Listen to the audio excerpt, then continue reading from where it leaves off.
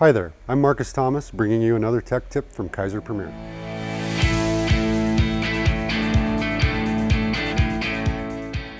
The Omnex T110 remote and R160 receiver are a common remote system in the hydrovac industry. We get a lot of calls on how to program or link a new remote to an existing receiver system. Today we're going to take you through this brief process. First thing to do is open up the R160 or receiver case. In some instances, this will be easier to do if the receiver is unmounted to get access to the case latches. To open the case, take two flat blade screwdrivers and insert into the latch openings from the cable side of the case. Gently pry the screwdriver handles away from each other. The card portion of the case should unlatch and begin to slide out of the case. You can then slide the card out by hand and locate the setup button. With the wires on the right, the setup button is the bottom yellow button on the card. Next, we need to power up the receiver. Turn on the ignition on the truck. The engine doesn't have to be running.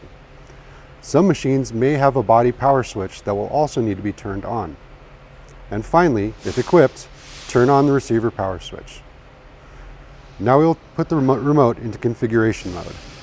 First, we push and hold the red button, then push and hold the green button, then release the red button, then release the green button.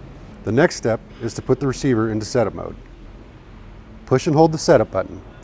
The status light or the light at the top of the row will flash slowly. When this light goes to a fast flash, you can then release the setup button. Finally, we push the green button on the remote to send the ID code to the receiver. The lights on the receiver will flash as well as the lights on the remote. When the lights on the remote turn off and the lights on the receiver stabilize, the code is sent. Turn on the remote with the green button and the unit should link up. All that's left is to put it back together. Make sure that when you slide the card back into the case, the latches both firmly seat to ensure good weatherproof seal.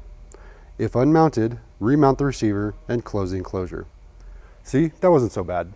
Thanks for stopping by for another tech tip.